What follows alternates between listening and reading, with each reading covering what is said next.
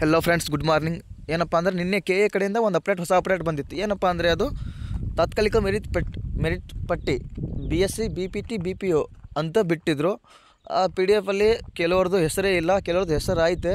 But ಒಬ್ರೊಬ್ರದ್ದು ಅಂದರೆ ನನ್ನಂಥ ಹೆಸರೇ ಸೇಮ್ ಶೋ ಆಗ್ತಾಯಿದೆ. 8 ಜನರದು 10 ಜನರದು ಅಂತ ಭಾಳ ಜನ ಹೇಳ್ತಿದ್ರಿ. ಸೊ ಕೆ ಎ ಕಡೆಯಿಂದ ಏನಾದರೂ ರಾಂಗ್ ಇದ್ದರೆ ಅವರು ಸರಿಪಡಿಸ್ತಾರೆ, ಮತ್ತೊಮ್ಮೆ PDF ಸೆಂಡ್ ಮಾಡ್ತಾರೆ. ನಾನು ಅದ್ರ ಬಗ್ಗೆ ಕ್ಲಿಯರಾಗಿ ಹೇಳ್ಕೊಡ್ತೀನಿ. ಅದಕ್ಕಿಂತ ಮುಂಚೆ ಈ ವಿಡಿಯೋ ಯಾರು ನೋಡ್ತಿದ್ದೀರಾ ಎಲ್ರಿಗೂ ಶೇರ್ ಮಾಡಿ ಮತ್ತು ಸಬ್ಸ್ಕ್ರೈಬ್ ಮಾಡ್ಕೊಳ್ಳಿ. ಯಾರು ಫಸ್ಟ್ ಟೈಮ್ ರೀಚ್ ಮಾಡಿದ್ದೀರಾ ಅವರೆಲ್ಲರೂ ಸಬ್ಸ್ಕ್ರೈಬ್ ಮಾಡ್ಕೊಳ್ಳಿ. ಬನ್ನಿ ನಾನು ವಿಡಿಯೋ ಸ್ಟಾರ್ಟ್ ಮಾಡ್ತೀನಿ. ಏನಪ್ಪ ಅಂದರೆ ಇವಾಗ ಆ PDF ಓಪನ್ ಮಾಡ್ತೀನಿ. PDF ಎಲ್ಲಿ ಸಿಗುತ್ತೆ ಅಂದರೆ ಫಸ್ಟ್ ಕೆ ಎ ವೆಬ್ಸೈಟಲ್ಲಿ ಬರಬೇಕು. ಆಮೇಲೆ ಇಲ್ಲಿ 3 ಲೈನ್ಸ್ ಕಾಣಿಸ್ತಾವಲ್ಲ, ಅದ್ರ ಮೇಲೆ ಕ್ಲಿಕ್ ಮಾಡಿ, ಪ್ರವೇಶ ಅಂತ ಕ್ಲಿಕ್ ಮಾಡಿದ ಮೇಲೆ ಇಲ್ಲಿ ನಿಮಗೆ UGCET 2024 ಅಂತ ಕಾಣಿಸುತ್ತೆ. ಇಲ್ಲಿ ಬಂದ ಮೇಲೆ ತಾತ್ಕಾಲಿಕ ಮೆರಿಟ್ ಪಟ್ಟಿ BSc BPT BPO ಅಂತ ಬರುತ್ತೆ. ಇದ್ರ ಮೇಲೆ ಕ್ಲಿಕ್ ಮಾಡ್ಕೊಳ್ಳಿ, ಡೌನ್ಲೋಡ್ ಮಾಡಿದ ಮೇಲೆ ಈ ಥರ PDF ಬರುತ್ತೆ. ನಿನ್ನೆ ಬಿಟ್ಟಿರೋ PDF ಇದು 1777 ಪೇಜಸ್ ಅದಾವೆ. ನೀವು ಸರ್ಚ್ ಮಾಡಿದರೂ ಸ್ವಲ್ಪ ವೇಟ್ ಮಾಡಬೇಕು. ನೀವು ಸರ್ಚ್ ಮಾಡಿದ ಮೇಲೆ ಹಾಗೆ ಬಂದು ಕರೆಕ್ಟ್ ಜಸ್ಟ್ 1 ಸೆಕೆಂಡಲ್ಲಿ ಶೋ ಆಗೋದಿಲ್ಲ. ಸೊ ಸ್ವಲ್ಪ ವೇಟ್ ಮಾಡಬೇಕಾಗುತ್ತಾ.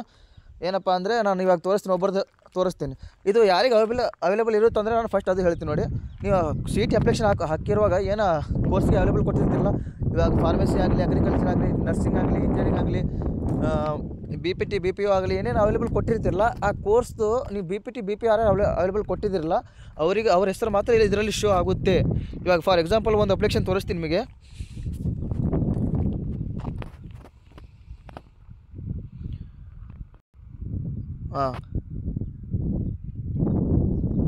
ಇದು ಅಪ್ಲಿಕೇಶನು. ನೀವು CET ಅಪ್ಲಿಕೇಶನ್ ಹಾಕಿರ್ತಾರಲ್ಲ, ಅದರಲ್ಲಿ ಸೆಕೆಂಡ್ ಪೇಜಲ್ಲಿ ಹೋಗಿ. ಆ ಸೆಕೆಂಡ್ ಪೇಜಲ್ಲಿ ಏನಿದೆ ಅಂದರೆ ಅಪ್ಲೈಡ್ ಕೋರ್ಸಸ್ ಅಂತ ನಿಮಗೆ ಕಾಣಿಸ್ತಿರ್ಬೋದು. ಅಲ್ಲಿ ತೆಳಗಿದೆ ನೋಡಿ, UGCET engineering, nursing, veterinary, yoga, agriculture, pharmacy, UG medical, dental, AYUSH, UG NEET, UG paramedical courses, BPO BPT AHS ಇಲ್ಲಿ ಬಂತು ನೋಡಿ. ಅದು 3ನೇ ಆಪ್ಷನು. ನೀವೇನು ಇವರು ಅಂದರೆ ಈಗ ಆ ಕೋರ್ಸಿಗೆ ಅವೈಲೇಬಲ್ ಕೊಟ್ಟಿದ್ದಾರೆ ಅಂತ ಅರ್ಥ. ಸೊ ಇವ್ರ ಹೆಸರು ಸರ್ಚ್ ಮಾಡ್ತೀನಿ. ಇವ್ರ ಹೆಸರು ಕೀರ್ತನ A ಅಂತ ಸರ್ಚ್ ಮಾಡ್ತೀನಿ. ಅಪ್ಲಿಕೇಶನಲ್ಲಿ ಅವ್ರದ್ದು ಹೆಸರು ಕೀರ್ತನ A ಅಂತ ಕರೆಕ್ಟ್ ಇದೆ. ಸೊ ಅದೇ ಥರ ನಾನು ಸರ್ಚ್ ಮಾಡ್ತೀನಿ. ಅವ್ರ ಹೆಸರು ಬರುತ್ತೋ ಇಲ್ಲ ನೋಡೋಣ ಬನ್ನಿ. ಕೀರ್ತನ A. ಒಂದೇನು ಹೇಳ್ತೀನಿ ಅಂದರೆ ಕರೆಕ್ಟಾಗಿ ಸರ್ಚ್ ಮಾಡಬೇಕು. ನೀವು ಅಪ್ಲಿಕೇಶನಲ್ಲಿ ನಿಮ್ಮ ನೇಮ್ ಹೆಂಗಿದೆ ನೋಡಿ ಹಾಗೆ ಕರೆಕ್ಟಾಗಿ ಸರ್ಚ್ ಮಾಡಬೇಕು. ಕರೆಕ್ಟಾಗಿ ಸರ್ಚ್ ಮಾಡಿದ್ರೇ ನಿಮ್ಮ ನೇಮ್ ಶೋ ಆಗುತ್ತೆ, ಇಲ್ಲ ಶೋ ಆಗೋದಿಲ್ಲ. ನಾನು ಕರೆಕ್ಟಾಗಿ ಕೀರ್ತನ A ಅಂತ ಸರ್ಚ್ ಮಾಡಿದೆ, ಕೀರ್ತನ A ಅಂತ ಕರೆಕ್ಟಾಗಿ ಬಂದೈತೆ. ಸೊ ಅಷ್ಟೇ ಡಿಫ್ರೆನ್ಸು. ನೀವು ಅಪ್ಲಿಕೇಶನ್ ಆಗೋ ಏನೇನು ಯಾವ್ಯಾವ ಕೋರ್ಸಿಗೆ ಅವೈಲೇಬಲ್ ಕೊಟ್ಟಿರ್ತಿರಲ್ಲ ಅದನ್ನೇ ನಿಮ್ಮದು ಇಲ್ಲಿ ತೋರಿಸುತ್ತೆ PDF-ಅಲ್ಲಿ. ಯಾರು ಆ BPT BPO ಕೋರ್ಸಿಗೆ ಯಾರು ಅವೈಲೇಬಲ್ ಕೊಟ್ಟಿಲ್ಲ ಅವ್ರದ್ದು ಹೆಸರು ಇಲ್ಲಿ ತೋರಿಸಲ್ಲ. ನೀವೇನು ಟೆನ್ಷನ್ ಮತ್ತು ಹೆಸರು ಬಂದರೂ ಓಕೆ, ಬರಲಿಲ್ಲ ಅಂದರೂ ಓಕೆ.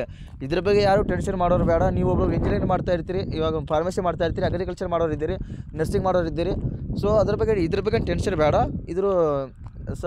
ಮತ್ತು ಅಣ್ಣ ಇದು ನನಗೆ ಆಪ್ಷನ್ ಎಂಟ್ರಿ ಮಾಡೋಕ್ಕೆ ಬರುತ್ತೋ ಇಲ್ಲ, ನಾನು ವೆರಿಫಿಕೇಷನ್ ಸ್ಲಿಪ್ ಬರುತ್ತೋ ಇಲ್ಲ, ಇದ್ರ ಬಗ್ಗೆ ಏನು ಟೆನ್ಷನ್ ಬೇಡ.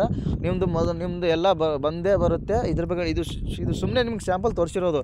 BPT BPO ಕೋರ್ಸ್ ಯಾರ್ಯಾರು ಅವೈಲೇಬಲ್ ಇದ್ದೀರಾ ಅಂತ ಸುಮ್ಮನೆ ಸ್ಯಾಂಪಲ್ಲು. ಅಂದರೆ ನೀವು ಈ ಕೋರ್ಸ್ಗೂ ಆಪ್ಷನ್ ಎಂಟ್ರಿ ಮಾಡ್ಬೋದು ಅಂತ ಅರ್ಥ ಅಷ್ಟೇ, ಮತ್ತೇನಿಲ್ಲ. ಮತ್ತು ಇದರಲ್ಲಿ ಏನೇ ರಾಂಗ್ ಇದ್ದರು. ಇವಾಗ ಒಬ್ಬ ಹುಡುಗ ನನಗೆ ಮೆಸೇಜ್ ಮಾಡಿದ, ಅಣ್ಣ ಪವನ್ ಎಸ್ ಅನ್ನೋರು 7 ಜನ ಹುಡುಗರು ಆಧಾರ ಅಂತ ಸೇಮ್ ನನಗೆ ಮೆಸೇಜ್ ಮಾಡಿದ ವಾಟ್ಸಪ್ಪಲ್ಲಿ. ಬಟ್ ನಾನು ಅವನ ಹೆಸರು ಸರ್ಚ್ ಮಾಡಿದಾಗ ಅವನು ಒಂದೇ ಸರ್ ತೋರಿಸ್ತು, ಪವನ್ ಎಸ್ ಅಂತ. ನಾನು ಇವಾಗ ಸರ್ಚ್ ಮಾಡಿ ತೋರಿಸ್ತೀನಿ. ಪವನ್ ಎಸ್ ನೋಡಿ, ಸ್ವಲ್ಪ ವೇಟ್ ಮಾಡಿ, ಕರೆಕ್ಟಾಗಿ ಶೋ ಆಗುತ್ತೆ. ಭಾಳ ಪೇಜಸ್ ಅದಾವೆ, ಅದಕ್ಕೆ ಲೋಡಿಂಗ್ ಆಗುತ್ತೆ ಭಾಳ. ಪವನ್ ಎಸ್ ನೋಡಿ, ಪವನ್ ಎಸ್ ಒಂದೇ ಸರಿ ಇರೋದು. ಅವನೇ ಹೇಳ್ದ, ಅಣ್ಣ ನಂದು ನೇಮ್ ಇರೋರು 7 ಜನ ಶೋ ಆಗ್ತಾವೆ ಅಂದ. ಅಂದರೆ 7 ಜನ ಹೆಂಗೆ ಶೋ ಆಗುತ್ತೆ ಅಂದರೆ ಅಪ್ಪ, ನಿಮ್ಮದು ಫಾದರ್ ನೇಮ್ ಆಗ್ಬೋದು, ನಿಮ್ಮದು ಸರ್ ನೇಮ್ ಆಗ್ಬೋದು, ಅದೆಲ್ಲ ಇರುತ್ತೆ ಅಲ್ಲಿ. ನಿಮ್ಮದು ಅಪ್ಲಿಕೇಶನಲ್ಲಿ ಏನು ಹೆಸರು ಐತೆ ನೋಡು, ಪವನ್ ಎಸ್ ಅಂತ, ಅದು ಕರೆಕ್ಟಾಗಿ ನೀವು ಅದು ಇದರಲ್ಲಿ ಸರ್ಚ್ ಮಾಡಿದ್ರೆ ನಿಮ್ಮ ಹೆಸರು ಖಂಡಿತ ಸಿಗುತ್ತೆ. ಸೊ ನೀವು ಕರೆಕ್ಟಾಗಿ ಸರ್ಚ್ ಮಾಡಬೇಕು. ಇಲ್ಲಿ ಒಂದೇ ನೇಮ್ ಐತೆಪ್ಪ, ನನಗೆ ಒಂದೇ ಕಾಣಿಸ್ತಿರೋದು ನೋಡಿ. ನಾನು ಸರ್ಚ್ ಮಾಡಿದ್ದೀನಿ, ಪವನ್ ಎಸ್ ಒಂದೇ ಬಂದೈತೆ. ಹಂಗೆ ಇದ್ರೆ ಮಿಸ್ಟೇಕ್ ಮಾಡೋದಿಲ್ಲ. ಮಿಸ್ಟೇಕ್ ಮಾಡಿದ್ರೆ ಮತ್ತೊಮ್ಮೆ PDF ಸೆಂಡ್ ಮಾಡ್ತಾರೆ, ಅದರ ಬಗ್ಗೆ ಏನು ವರಿ ಬೇಡ. ಸೊ ನೆಕ್ಸ್ಟು ವೆರಿಫಿಕೇಷನ್ ಸ್ಲಿಪ್ ಯಾವಾಗ ಬಿಡ್ತಾರೆ ಅಂತ ಭಾಳ ಜನ ಕೇಳ್ತಾ ಇದ್ದೀರಿ. ವೆರಿಫಿಕೇಷನ್ ಸ್ಲಿಪ್ ಇವಾಗ ನಿಮಗೆಲ್ಲರಿಗೂ ಗೊತ್ತಿರ್ಬೋದು. ನೀಟ್ ಏನಪ್ಪ ಅಂದರೆ ಕೋರ್ಟಲ್ಲಿ ಕೇಸ್ ನಡೀತಾ ಇದೆ. ಅದು ಜುಲೈ 18ವರೆಗೂ ಅಂತ ಹೇಳಿದ್ದಾರೆ. ಬಟ್ ಅದಾದಮೇಲೆ ವೆರಿಫಿಕೇಷನ್ ಸ್ಲಿಪ್ ಬಿಡ್ಬೋದು. ಜುಲೈ 18ರವರೆಗೆ ಏನೂ ವೆರಿಫಿಕೇಷನ್ ಸ್ಲಿಪ್ ಬಗ್ಗೆ ಏನೂ ಅಪ್ಡೇಟ್ ಬರೋಲ್ಲ ನನ್ನ ಪ್ರಕಾರ. ಸೊ ಜುಲೈ 18ರವರೆಗೆ ವೇಟ್ ಮಾಡಲೇಬೇಕು ನೀವು, ಏನೂ ಮಾಡೋಕ್ಕಾಗಲ್ಲ. ಸೊ ಮತ್ತು ಈ ಸಹ ಏನು ಹೇಳಿದ್ದಾರೆ ಅಂದರೆ ಎಲ್ಲರದ್ದು ಕಂಬೈನ್ಡ್ ಅಂದರೆ ಎಲ್ಲರದ್ದು ಸೇರಿನೇ ಆಪ್ಷನ್ ಎಂಟ್ರಿ ಮಾಡ್ತಾರಂತ ಹೇಳಿದರು. ಅಂದರೆ ಇದು ಲಾಸ್ಟ್ ಇಯರಿಂದನೇ ಸ್ಟಾರ್ಟ್ ಮಾಡಿರೋದು, ಎಲ್ಲರದ್ದು ಸೇರಿ ಆಪ್ಷನ್ ಎಂಟ್ರಿ ಮಾಡ್ತೀವಿ ಅನ್ನೋದು. ಸೊ ನಿಮ್ಮದು ಅಂದರೆ ಈ ಸಲನೂ ಹಂಗೆ ಮಾಡ್ತಾರೆ. ಸೊ ವೇಟ್ ಮಾಡಬೇಕಾಗುತ್ತೆ. ಆಪ್ಷನ್ ಎಂಟ್ರಿ ಕೂಡ ನೆಕ್ಸ್ಟ್ ಮಂತ್ ಆಗ್ಬೋದು, ಈ ಮಂತಲ್ಲಿ ಆಗೋದಿಲ್ಲ, ಚಾನ್ಸೇ ಇಲ್ಲ. ಯಾಕಂದರೆ ನೀಟ್ ಸ್ವಲ್ಪ ಪ್ರಾಬ್ಲಮ್ ಆಗಿಬಿಟ್ಟಿದೆ, ಕೋರ್ಟಲ್ಲಿ ಕೇಸ್ ನಡೀತಾ ಇದೆ. ಸೊ ಈ ಮಂತಲ್ಲಿ ಆಗೋ ಚಾನ್ಸ್ ಇಲ್ಲ, ವೇಟ್ ಮಾಡಲೇಬೇಕು. ಮತ್ತು ನೆಕ್ಸ್ಟ್ ಏನಪ್ಪ ಅಂದರೆ ಕಾಲೇಜ್ ಲಿಸ್ಟ್ ನಾನು ಇಂಜಿನಿಯರಿಂಗ್ ಆಗಲಿ ಮತ್ತು ನರ್ಸಿಂಗ್ ಆಗಲಿ ಫಾರ್ಮಸಿ ಆಗಲಿ ನಾನು ಕಟ್ ಆಫ್ ಲಿಸ್ಟ್ ಬಿಟ್ಟಿದ್ದೆ ಎಲ್ಲರೂ ಲಾಸ್ಟ್ ಇಯರ್ದು. ಆ ಕಟ್ ಆಫ್ ಲಿಸ್ಟಲ್ಲಿ ಅದರ ಎಲ್ಲ ಕಾಲೇಜ್ ಇದ್ದಾವೆ. ಸೊ ನೀವು ಅದು ಆ ಕಟ್ ಆಫ್ ನೋಡಿಕೊಂಡು ಅದರ ಲಿಸ್ಟ್ ಒಂದು ಪೇಜಲ್ಲಿ ಲಿಸ್ಟ್ ಮಾಡ್ಕೋಬೋದು, ಏನು ತೊಂದರೆ ಇಲ್ಲ. ಇವಾಗ ನಾನು ಅಂದರೆ ಕಾಲೇಜ್ ಲಿಸ್ಟ್ ಇವಾಗ ಒಂದೊಂದು ಕಾಲೇಜು 50, 100, 600 ಕಾಲೇಜ್ ಅದಾವೆ. ನಾನು ಬರ್ಕೋತ ಕುಂತ್ರೆ ಒಂದಿನ ಆಗುತ್ತೆ.